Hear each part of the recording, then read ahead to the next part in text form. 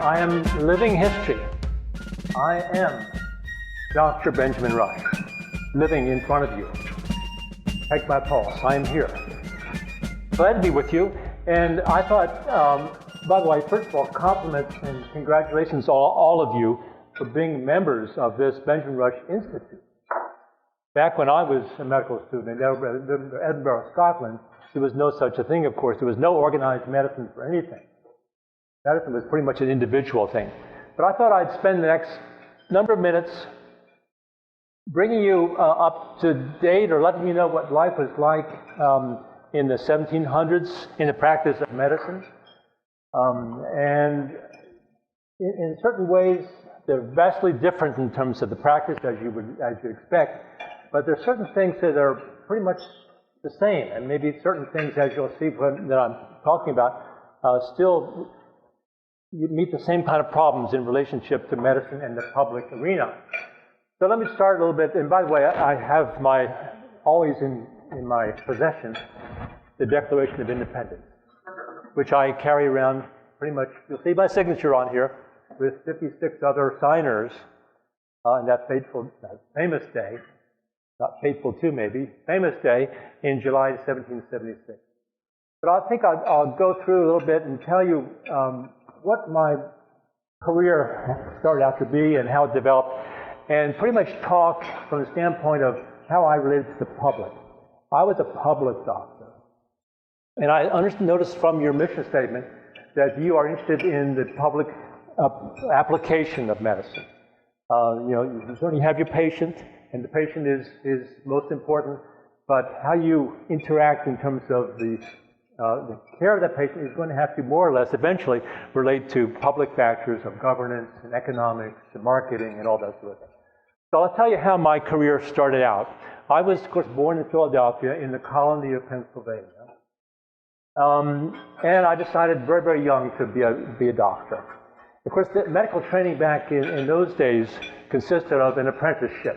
If you wanted to be a doctor, you went to a famous, reputed apprentice trainer, and you spent a year or two with him, and he or she pronounced you a doctor. Very, very few physicians, so-called physicians in the 1700s were trained in a medical school. I decided I would go to a real medical school, and I was the pioneer in terms of medical education. I went all the way to Edinburgh, Scotland. You've all heard the term foreign medical graduate? Well, I'm probably the first in history foreign medical graduate because I got my MD degree in Edinburgh, Scotland, 1766. After I finished the training in Edinburgh, I decided to spend more time in Europe. I went to London first and spent some time in there. And then I went to Paris, spent some time with my friend Benjamin Franklin in Paris. The visits were both important from a couple standpoints.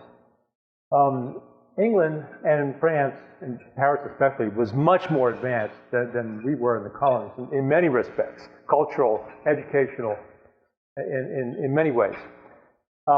In England, I met John Pringle, who was probably the most important at that time advocate or person who wrote about and studied military medicine. And I took some courses from him, and John Pringle taught me a lot. I was to come back on my return trip and write the first book entitled Ways of Protecting the Soldier. And that was the first book in medical field management was by myself after my learnings from John Pringle. In France, I met up and studied for a while with two important people. One was a person named Sydenham, Thomas Sydenham. He was the one who had done many, many autopsies. And up till then, you didn't learn by autopsy. But Dr. Sydenham did, hundreds of autopsies and connected the autopsy information with the clinical symptoms. He was the first one, and he taught me how to connect symptoms with tissue diagnosis, what we call the clinical pathologic orientation, CPC, clinical pathologic case. I learned that from Dr. Sydenham. There was also a Dr. William Hewson, Hewson, who was the first one to demonstrate anatomically that something called lymphatics. lymphatics. Because up till this time, there was no medical science. There was no such thing as medical science. If you practiced medicine with folk medicine, at best. It was barbaric in other ways. But up till this time, we had lymphatics, we had anatomy, we had autopsies, we had beginnings of medical science going on. So I learned from these two physicians, got my medical degree, but I learned also a couple things in London and France, Paris, what's like to live under a king. So I had a couple of years of living under the authority of a king. And I said, that's no way to live. We can't have, I wouldn't want to live here, practice here, or abide here under some king's authority. So when I went back to the United States, to the colonies, I started, based on my awareness of what it was like to live under authority of the king, the new movement called, of independence. The rest of my life was going to be spent in obtaining independence. This is the time of enlightenment. Enlightenment, up till this time, up till the 1700s, we had basically, no science, no reason. But the famous people of enlightenment came on, Isaac Newton and Descartes and Voltaire and things like this, said there's something else to think about. It's called reason. Reason. So reason was what enlightenment was all about. And Dr. Roche took this concept back to the colonies and began basically the action or the process of enlightenment in the colonies. If you point to a name or a person who introduced the thought of science, the thought of reason, the thought of investigation into the colony mind, it was Benjamin Rush. So I went back and very soon got to work. And first of all, I started to write letters. You'll see this, my instrument.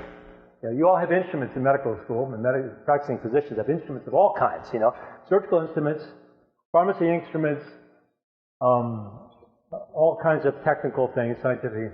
This is my instrument, the instrument of the quill or the pen. With the quill, the pen, I wrote abundantly. 5 or 6 books, endless letters, a diary, case reports, all with a quill pen. And you have to carry ink, you realize. One of my first letters to the Pennsylvania Gazette was on the subject of slavery. My letter was so powerful that, in fact, soon thereafter, we formed, myself and Benjamin Franklin, the American Anti-Slavery Association Society. So the first organized organization that spoke against the evils and terrors of slavery was Benjamin Rush's book, and led to the American Society for Anti-Slavery. Next thing was, the things got going on with Britain being here, and there had something called a Tea Party. We realized that there was going to be taxation for the tea, and I wrote 2 or 3 letters that were distributed around Boston and said, we got to interfere with this tea shipment, and let's do something. We won't accept these taxes on this tea that they're just taxing us to death. So the Tea Party, when we dumped all the tea in the harbor, was based on my stimulation, 2 letters and 2 brochures to the public. Let's go do something. Let's get active. And all these stories I'm telling you, I'm going to illustrate to you how myself was the most important, and I'm not bragging, but it's the truth, activist. Activist, not just for medicine, but for social rights, social reform. So I wrote these letters, and the Tea Party happened. Next thing, in 1775, 1776, I was in Philadelphia, and I met at a bookstore a Mr. Thomas Paine. Right, you know the rest of the story. Thomas Paine had been a journalist from England. He came here, spent some time. I read some of his articles and met his acquaintance in a bookstore. I said, Mr. Paine, I like the way you write. Why don't you write something about why we need independence and have to talk about freedom from England? He said, okay, I'll do it. So months later, he delivers to me a book, 56 pages long. I looked at it. He wanted to call it Plain Truth. I said, I like the idea, I like the way you've written, I'd like to change the term to common sense. And that he accepted that. So it was my title, it was my idea to write the book. It was published anonymously. It was so powerful. Mr. Payne said, I don't want my name on it, if you can believe that. It was published anonymously. The book was bought, 1 million copies were sold within the first year, 1775, 1776. And the book went all through the colonies. It was preached in sermons and in churches, on the streets. The book sparked a revolution. If there's one, it's the perfect example of a book that sparked a revolution. It was the book by my friend Thomas Paine, called Common Sense. And from there on, independence was a going way. I said, I have to do some more. So I went to my people and I got elected to the Second Continental Congress. Another example I'll tell you about is important is to get involved with government. When the Second Continental Congress formed, I said, I want to be on the Congress. I went to my General Assembly in Pennsylvania. They made me a delegate, and I went to the Congress. And of course, we started to argue about independence, and half the Congress wanted to stay British, and half the Congress of the members wanted to be independent, and there was battles. I mean, really battles. You've heard my friends of the present day have told me about battles that go on in Congress. These were physical battles. And battles in the street you don't hear too much about, but the argument for independence was 50-50 for a long time. Finally, the vote was made, and July 1776 came the vote to go independent. And this document was signed by 56 other people. This is a declaration of war, and this is also a birth certificate.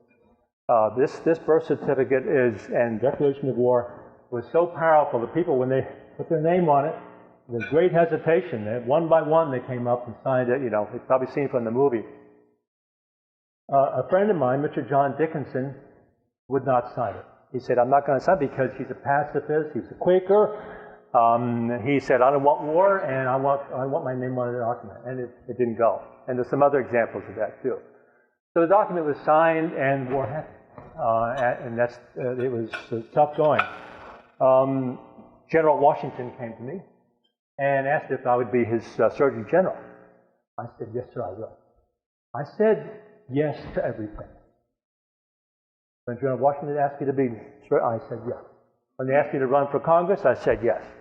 When they asked me to write to head committees for the Constitution to be later written, I said yes. When they asked me to be the first president of the American Anti-Slavery Society, I said yes. So the war started, and I was on the battlefield. I had previous experience with battlefield medicine, thanks to my experience with Mr. Pringle in England. So the war was terrible. They made me in charge of hospitals. And I'll tell you how the hospital situation went. Hospitals, of course, there were many, many casualties. The hospitals were dreadful and terrible. I will walk amongst you. I walk among the common people. The idea is for me and the President of the United States to be among the people. You realize when we later called Mr. Washington the President of the United States, he wanted to be known as Mr. Washington. The idea was not to do anything regal. We don't want king anything. We don't want regal anything. We don't want robes. We don't want sashes. We don't want royalty. So here I am among the people. Common sense is what it's all about. The people is where the power is.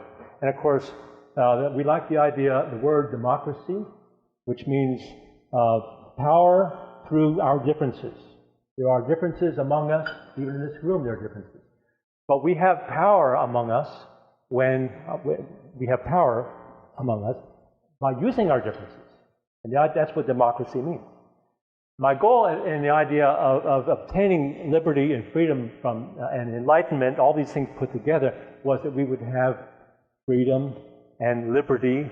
And liberty is such an important word. As you know, freedom from many, many things. As it says in here, liberty, pursuit of happiness, life, freedom, and pursuit of happiness. So it went very well. The hospital situation, getting back to that, was dreadful. Hospitals were poorly supplied. The hospitals were crowded. We didn't have, of course, there were no medicines because there was no pharmacy. That's true. But there was not enough staff. One time, of course, I got near a British hospital. I put up a white flag, and the British said, "Come on," and the white flag meant, "Don't shoot me." And I toured their hospital. They knew I was, Dr. Rush from the colony side. And they were taking care of some of our own soldiers in their hospital very well. Doing such a good job that when I left their establishment, went back to my headquarters, and I said, "We ought to do our hospitals the way Britain does." The man in charge of the hospital back then was another physician named Shippen, Dr. William Shippen. He and I came to blows. He didn't visit the hospital. He was the director of the hospital association. He didn't visit. He didn't look after staffing. He didn't ask for numbers. I recommended. I wrote a letter to General Washington. I thought Dr. Shippen should be relieved of his duties. It came to a battle whereby there was to be a court-martial, and the court-martial occurred, and I was fiery with my determination. And the court-martial, amazingly, acquitted him. And he stayed on, and I decided to leave. So I resigned from my position in the Army, and had other things to do, of course. But it was a tough point. The other point about me and General Washington is that when I saw that things weren't going well, publicly or militarily, I said so. I spoke up. I wrote letters to General Washington and to the Congress and said, "I think we need a new general." That didn't go well. As you can imagine, that didn't go well. And I wrote a number of letters, and there were hearings, and it was, in fact, General Washington and the Army did lose all the way through the first 2 to 3 years. They didn't win until they went to Trenton. So for 2 or 3 years, our Army had no equipment, had no uniforms, it only had one good leader. And they almost froze to death at Valley Forge, as you know. All that was such a bad scene. Until they went to Trenton did they have their first success. But at that time, not only me, but other people in the Congress were thinking that General Washington had to be replaced. But there's something about his persistence, his perseverance, his character, his magnificence. It turned out that he was the right man because he inspired membership, adherence, and soldiers were dedicated to him and sacrificed for him. And he was the right man for the right job in the big picture. I wanted something done more rapidly, more successfully. And that's the way it went. He stayed, and for good reasons, and it worked out well. So the end of the war came, and peace treaty was signed. I said, "What are we going to do now? If you've had war and burning and peoples and casualties, what's the next best thing to do? Educate. Theoretically, if we can educate, there should be no more wars. If everybody in the world could be educated,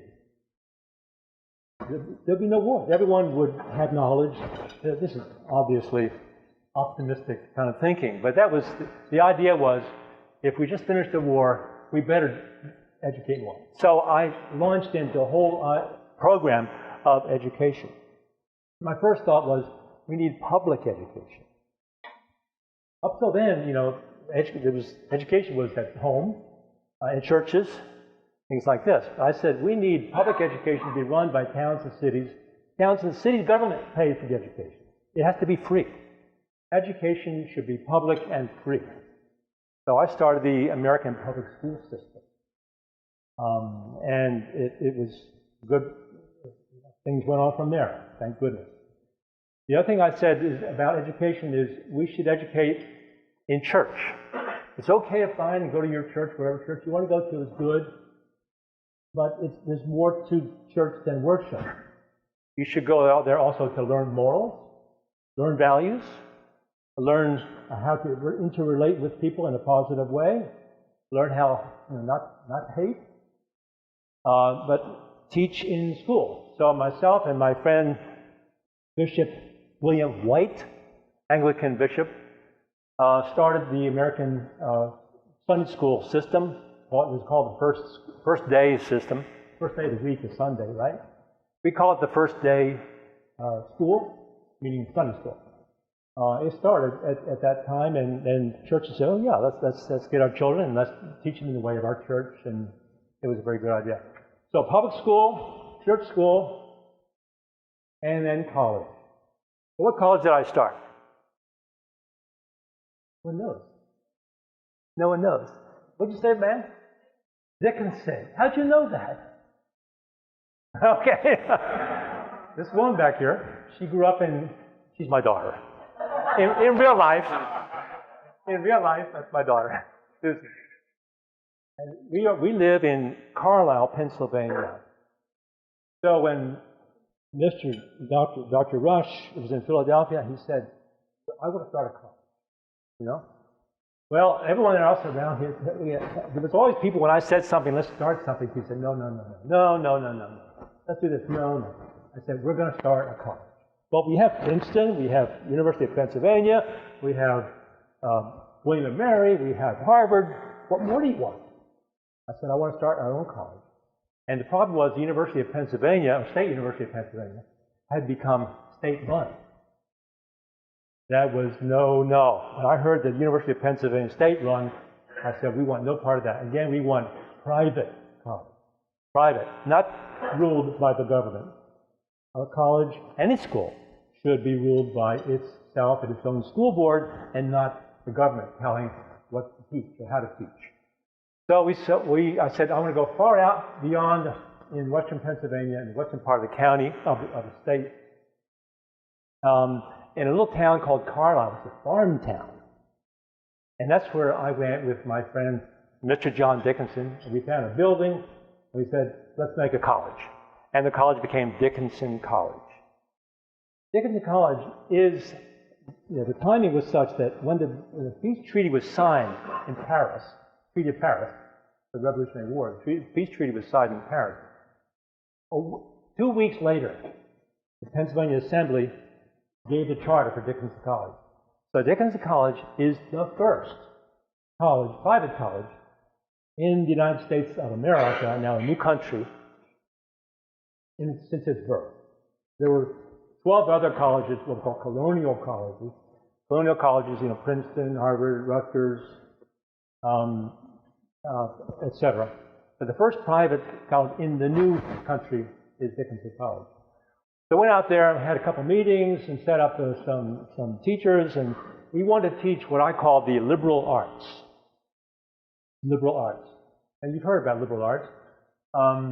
And my idea on liberal arts was free, yes, but liberty means, in the true sense, freedom of thought. And so the liberal arts are English, geography, astronomy, Greek, Latin, mathematics, general science, and music theory. And that's what liberal arts, and we started, I said, I don't want college specialized in whatever. I want liberal arts to give you 4 years college, free thinking, open thinking, learn the basic languages, especially Latin and Greek, and use that as a takeoff point for the rest of your life. But it nailed down in some specialty in 4 years of college, I thought was too early and too late. So Dickinson went very well, and its formation was in 1783. I appointed a board of trustees, and Dickinson stands today in a very, very, it's grown tremendously. It's a very nice college. I live in that town still. On the campus, and next to the administration building, is a statue of Benjamin Rush, holding his quill like this. And I walk past that statue every day. And I make this reference sometimes that, in effect, to come here today, I got off that statue, out of the bronze, and came to talk to you. I've been frozen in bronze for a couple hundred years. But in a sense, and theoretically talking, I believe I live on. I live on in the hearts and minds of those in American history. You know, people who did this much for our history, for our public. You know, they died, but their influence lasts forever. Their influence is, you know, how to be free thinking, how to use government in the right way, how to educate, and how to use military in the right way. I'm all for military, and it's a good way to be. So Jurgensen was formed, and it's strong today. And then we had to write another. Pennsylvania needed a constitution. Someone asked me if I would write the Pennsylvania state constitution. I said yes, of course. So myself and James Wilson, a famous lawyer, got together, and he and I composed the Pennsylvania Constitution. The main thing about the U.S. Constitution and the Pennsylvania Constitution was that the way the people wanted to do it first was they wanted one House of Congress, one Congress. And I refused to think of that. I jumped up and down and had stands, had speeches in the public, and wrote pamphlets and letters to say that we need two houses of Congress. One House of Congress is too powerful. We need two houses. We need a Senate and House of Representatives. And they have to have co-equal power with the president. And so I fought for that. So the fact that we have two houses of Congress now in Washington here, and in most states, is thanks to Dr. Rush. It's too much like England, which has a parliament. Yes, there are different parties. They have Tory and Whigs and that kind of thing. But England has a parliament, and above all that is a king. So as I look back, you know, they still probably do it in a very, very efficient way, effective way. You know, the king or queen doesn't have, you know, well, has theoretical power, but you know how the system works. But we have two houses of Congress, thanks to my work. Then I wrote another book. It was now 1790. Getting near the end of my time, I wanted to write one more book, and it's important, I think, for me. I like the workings of the mind. So my final book was called Observations and Inquiries into Disorders of the Mind. Very proud of that book. In fact, it's probably the first book about neurology or psychiatry. After all, they are the same. They're connected, aren't they? Neurology and psychiatry are interconnected. The book by myself called Inquiries and Observations. I love the title. You know, it says what the mind is. Inquiries. We inquire about the mind. We don't know everything about the mind, do we? Well, many things about the mind we don't know about. So if I title my book Inquiries, I have inquiries too about it. And observations. We observe the mind, working for the mind. And that's how we go through life. But that's my book. Inquiries and Observations as to the disorders of the mind. And notice I call it disorders and not diseases. After all, a disease is something wrong with the tissue. Many mental problems we know are disorders. We don't know their cause. We observe, we inquire, we make fancy diagnoses, but they're disorders. In fact, when you look at the brain in these cases, it's normal. How do you figure out that someone who's had maybe a very bizarre behavioral pattern has an autopsy later and the brain is normal? What's that mean? That's one of my ideas about the wonders and beauties and magnificence of the mind as it is, the strength of the mind, the enormity of the mind. I can't use the big enough word to describe what it is, but that's my book. And then to finish it off, my last thing is I wrote my own autobiography called Travels Through Life. That's my autobiography. At Dickinson College, of course, if you go up there to Dickinson College, stop in at the Benjamin Rush archives, and my autobiography is there. Many of my letters there. My letters, written with this pen, form two giant books like this. They are typed and transcribed in letter form, in book form. Letters to everybody. You think that all I had time to do was write. But that's only part of what I did. And thanks to the letters, we know much of what went on in the Revolutionary time came from both my diaries, and my letters, which tell people of today things you wouldn't have known had I not written my diaries and my letters. And my books are in there too, and it's my record. What better way to leave a record and a legacy and a tribute to your life work than a written record? And that will last in history. But I think probably if we want to sum up, perhaps, I'm happy to say that I had many children. I want to mention my wife's name, and she was Julia. Her name was. She had 13 children. 13. Happy to say that one of my children, Richard, became a statesman too. And a couple of them became doctors. One of my sons, this is kind of a sad story, whose name was John, became psychotic. They put him into a dungeon, which is what they did with psychiatric illnesses back then. I went to visit my son John in a dungeon, and I said, came out real loud, I said, this has got to stop. No more dungeon. Take my son out of there. And I started what we call the American Psychiatric Movement. I'm known as the father of American psychiatry, mainly based on what I saw in the dungeon. Of course, it was a son of mine, and I made changes. And after that, if you look up on the website of the American Psychiatric Association, there I am again with my quill. But I said, take the people out of the dungeon, take the chains off, give them windows, give them light, give them recreation, give them physical therapy, give them decent food. And then he got better, right? Then he got better. So that's son John. My son Richard became a statesman. There was some unfinished business from the Revolutionary War. We weren't all settled yet with it. Yes, we had independence. We didn't have a government yet. Our budget was blasted. We had no money. We had to put together a constitution, and so forth. And there were uncertainties about where did Canada start, where did Canada stop, and who could fish our waters off the ocean. Was it Britain waters still, or our waters? And what about Louisiana and all this? My son Richard became Secretary of State. And he went on from me and he advised President James Madison, the next president after me, after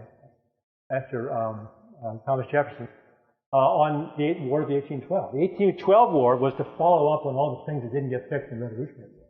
But my son Richard was the Secretary of State through all that, and negotiated and voiced and advocated and activated for peace with Britain through these other issues. So it's been a wonderful life, and as I mentioned to you, congratulations on being members of this Benjamin Rush Institute. You're in the right place at the right time. Think beyond this. The box for you is medicine. You have to think out of the box. That is, your medicine will be affected or controlled more or less by the government, by agencies, by insurance companies, by regulators. If you say nothing but stay in the box and say, I'm going to practice my medicine, I have all this science, I have all these nice tools, you'll be lost. It'll be shoved down your throat. So I'm saying, be active, get involved, go to Congress, run for office, stand up and speak when you think things are wrong, and you'll do some good, even if people disagree.